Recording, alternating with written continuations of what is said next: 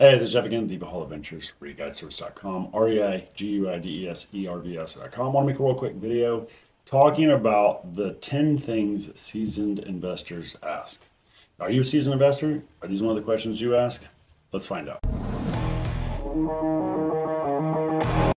So one thing with seasoned investors, they want to know what it is that they're looking at. They want to know if it really is as pretty as the packaging makes it seem, or if it really is kind of a piece of dirt that needs to just stay there.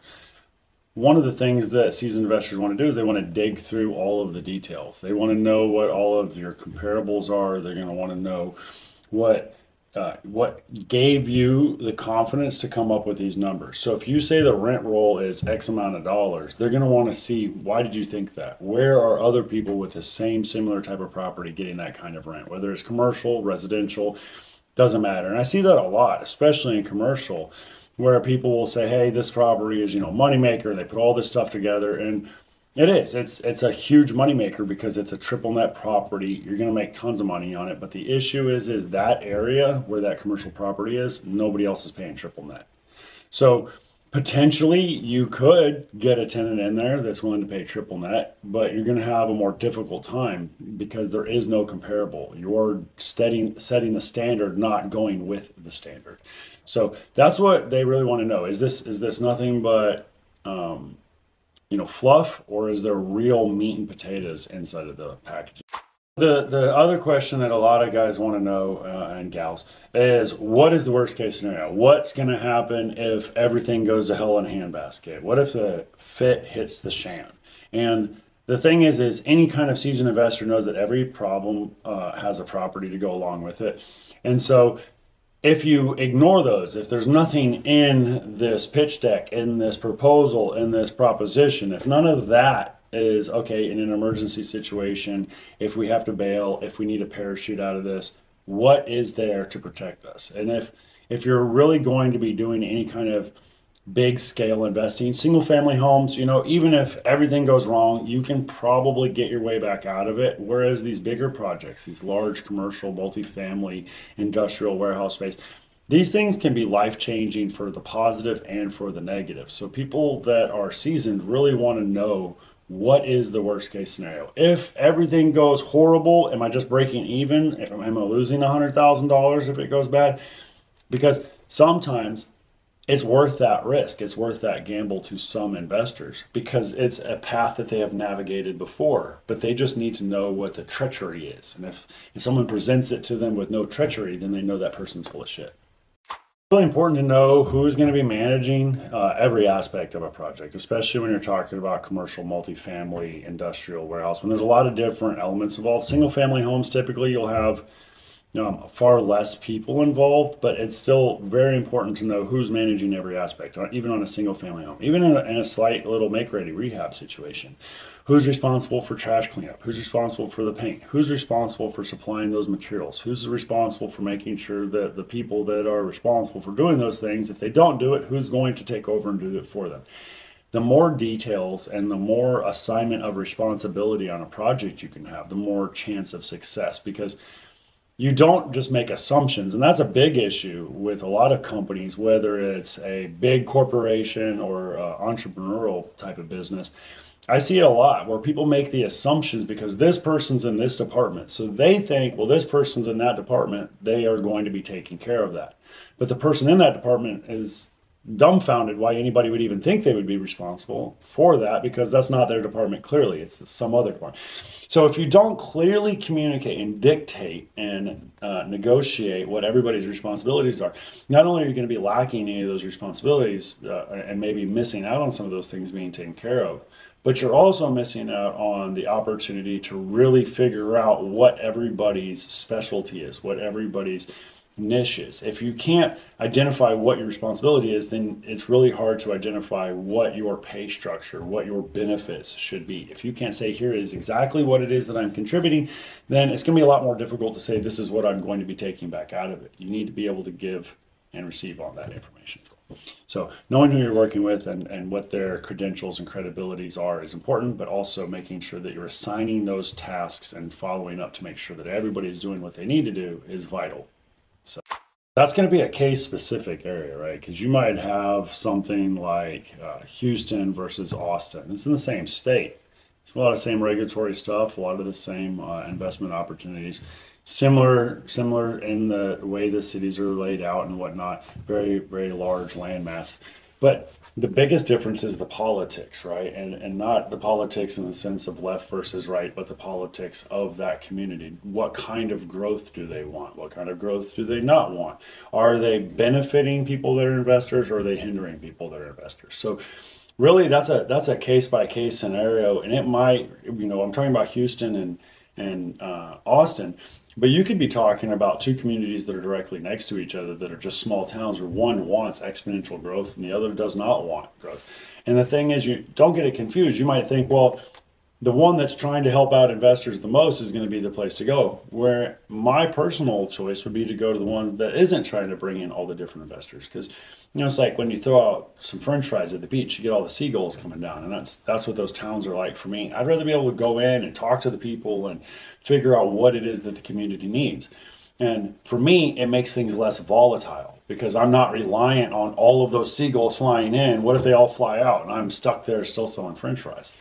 So I want to make sure that I'm communicating to myself as a seasoned investor, this area is not the town over. It is not necessarily ever going to be the town over. It is always dependent upon the community and the citizens within that area and what they're wanting to do and what they want for the community. And that's really beyond something you can just find on MLS or by doing those type of comparables. You have to really dig into a little bit more than your standard info.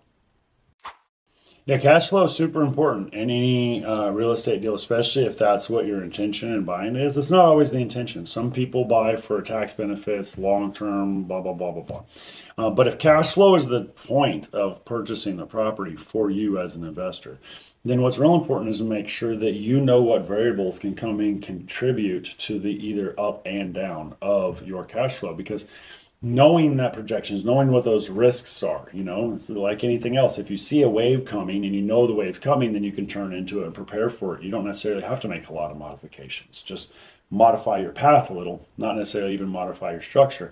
The same thing is true with whenever you're trying to do an analysis on your cash flow.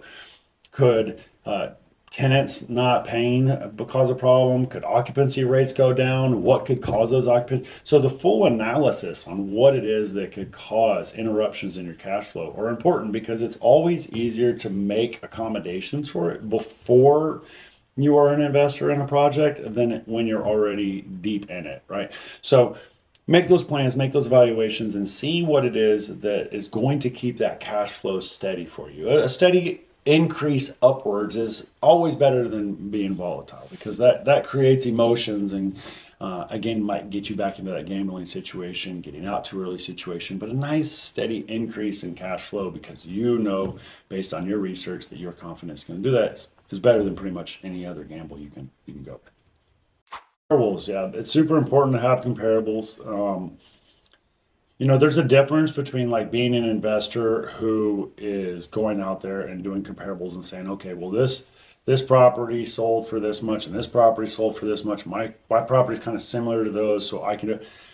And the only time that's impossible to do is if you're trying to be a standout. I'm going to do it from the ground up. I'm going to be, the lead maker on this situation where nobody's put in this type of structure. And if there are no comparables, that's impossible, right? But then that increases the risks. So that increases the amount of research and details and every piece of information that you have to put in there. Whereas if I'm going to just go buy an apartment complex that's 100 units and there's 50 of them around there and I know exactly their square footages and what amenities they offer, and I can say, hey, apples to apples, this is what they are, or if I get my property to this level, that's what I can get. That is an advantage over doing pre-existing versus development. Now, of course, if you're building an apartment complex and there's a bunch of apartment complexes in the area, you can compare yourself to those post-construction, obviously, what those rent rates will be. But making sure that you are in the ballpark of what everybody in that area is doing is real important because, again, this isn't about gambling. There are plenty of examples of people that went above and beyond, did something crazy, were super successful with it. But that wasn't really investing, that was gambling. And I admire people that can do that kind of gamble, but that's not what seasoned investors do. Exit strategy is super important no matter what it is. If the exit strategy is long term buy and hold and you plan on never getting rid of a property, there still has to be an exit strategy because, again, going back to that number two situation where you got to know what the worst case scenario, what do you do if you got to bail out in an emergency? The same thing goes here. That exit strategy, planning for, short term, long term, whatever it is, because you might buy a property and plan on flipping it and then can't get the numbers that you need for it for whatever reason, and have to then turn around and make it into a lease property or a rental property or owner finance property. There has to be ways to manipulate the plan along the way. If something happens and you cannot hold the property, you cannot sell the property, whatever it is your situation, you need an alternative solution so that you can still cash out and be able to move on and do the things that you need to do with your investment life. Yeah, making sure that the team that you're working with, from trades to title, everybody in between, is really going to have some sort of experience that they can bring to the table. Not just experience and some sort of vague, have a feeling like, but you really want to make sure and check their credentials in the background, and not just the paperwork, not just they can check all of the boxes, but really dig a little bit into, like, what's the scariest problem that you come across? What's the most difficult thing that you've overcome? What's a time that you had someone you were doing business with and you had to lose that relationship, whether or not you were the one that got rid of it or they got rid of you. Give some stories, because if people act like they don't have any of those stories, they don't have any negatives at all that they've overcome, well, then they haven't really had any experience. And I want stories and experiences from people on my team that have dive bombed on jobs and then pulled it out at the last minute, and love telling that story, because that's what this business is really about, is having a bunch of problems that just dive bomb you at once and being able to have your team stand up to it and say, yeah, I've dealt with that. And then eventually everybody is just comfortable because you have the team built that has the experience from the stories to be able to conquer these things without having to create a whole new dramatic piece of content. If you don't have any experience in doing kind of development deals or investment deals or flips and holds and whatever, there always is the best laid plans. We're going to do this, we're going to do this, and everything sounds great. And then as you go through the project, you find that there has to be alternatives. There has to be like, all right, well, we were going to do this, but let's do that.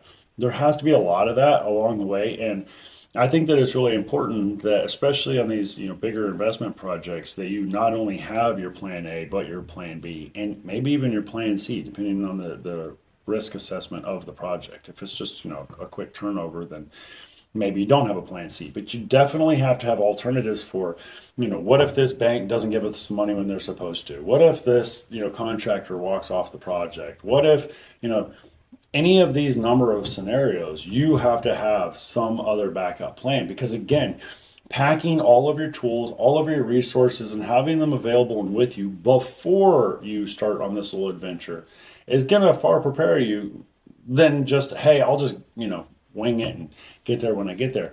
Having those alternative plans just makes life a lot easier, and it's fun and exciting and all that stuff at first, to just kind of have a plan A and then figure it out as you go along. But if you want this to be a long-term career, if you want this to be something that's scalable, something that people are going to want to work with you, then you're going to have to treat it like an actual business.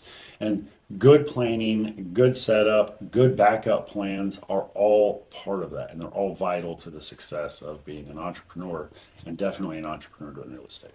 I want to make sure that you know what the tax implications are for you when purchasing a property. Of course, it takes a lot to put all these deals together. It takes a lot of effort, a lot of time, imagination, information. And so whatever you can do to roll that money back into your own business instead of rolling it into the government's business is better for you. So anything that you can do to really line yourself out, you need to talk with a tax professional on every single solitary project that you're working on. If you're doing a single family home, you can just kind of repeat their advice over and over again up to a certain amount. Again, I'm not really sure, you got to talk to a tax professional. but making sure that you have all of your information lined up so that you're getting the most benefits to your company long term and short term is what's most important.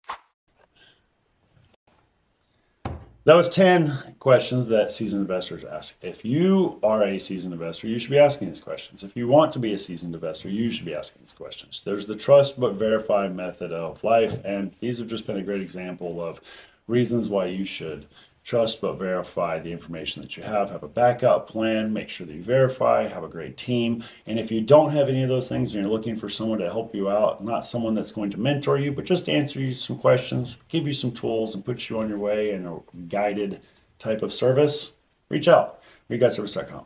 REIGUIDESERVIS.com. Later. This is so dumb. It's not that.